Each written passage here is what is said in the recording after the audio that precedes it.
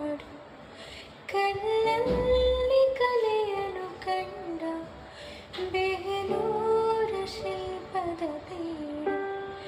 Basaveshwara ರಣಪಂಪರ Basaveshwara ರಣಪಂಪರ ಕವಿವಾ